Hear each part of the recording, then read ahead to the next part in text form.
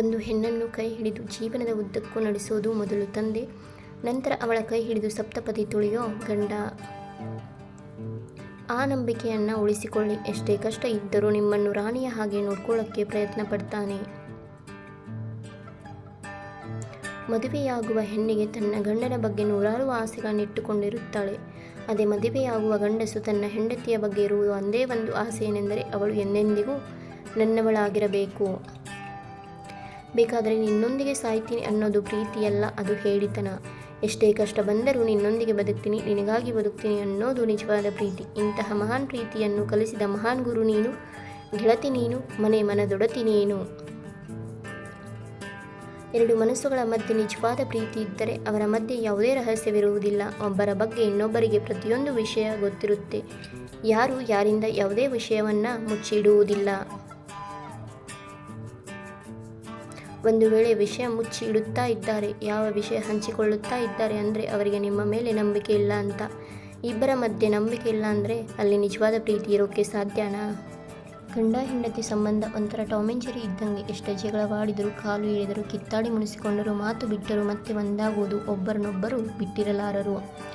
ಸರ್ವಸ್ವವು ನೀನೇ ಎಂದು ನಂಬಿ ನಿನ್ನೊಂದಿಗೆ ಸಪ್ತಪದಿ ತುಳಿಯುವವಳು ಹೆಂಡತಿ.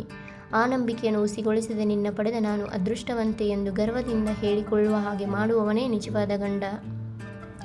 ನಾನು ನನ್ನ ಜೀವನದಲ್ಲಿ ಸಂಪಾದಿಸಿದ ಅತಿ ದೊಡ್ಡ ಸಂಪತ್ತೆಂದರೆ ಅದು ನೀನು ಹಾಗೂ ನಿನ್ನ ಪ್ರೀತಿ. ನಿನ್ನ ಬಿಟ್ಟು ಯಾರೂ ಬೇಕಾಗಿಲ್ಲ, ನಿನ್ನ ಬಿಟ್ಟು ಯಾರೇನ್ನೂ ಬೇಡುವುದಿಲ್ಲ. ಸೋಲುವುದು ನಿನಗೆ, ಸಾಗುವುದು ನಿನ್ನ ಜೊತೆಗೆ. ತವರು ಮನೆ ಬಿಟ್ಟು ಗಂಡನ ಮನೆ ಸೇರೋ ಹೆಣ್ಣಿಗೆ ಸಿರಿತನ ಸಿಗದಿದ್ದರೂ ಸರಿಯೇ, ಗಂಡನ ಪ್ರೀತಿ ಶಾಶ್ವತವಾಗಿ ಸಿಕ್ಕರೆ ಸಾಕು, ಅವಳು ಬದುಕು ಸುಂದರ. ನನಗೆ ವಯಸ್ಸಾದಂತೆ ನನ್ನ ಸೌಂದರ್ಯ ಕಡಿಮೆಯಾಗಬಹುದು, ಆದರೆ ನಿನ್ನ ಮೇಲಿನ ಪ್ರೀತಿ ಯಾವತ್ತೂ ಕಡಿಮೆಯಾಗಲ್ಲ. ನಿನ್ನ ಮೇಲಿನ ಪ್ರೀತಿ ದಿನದಿಂದ ದಿನಕ್ಕೆ ಹೆಚ್ಚಾಗುತ್ತೆ. ನನ್ನ ಪ್ರೀತಿ ಅನಂತ ಅಮರ.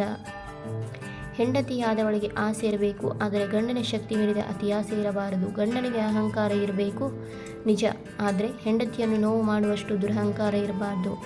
ಗಂಡ ಹೆಂಡತಿ ಇಬ್ಬರಿಗೂ ಸ್ವಾಭಿಮಾನ ಇರಬೇಕು, ಹಾಗೆ ಒಬ್ಬರಿಗೊಬ್ಬರು ತಮ್ಮವರೆಂಬ ಅಭಿಮಾನವಿರಬೇಕು.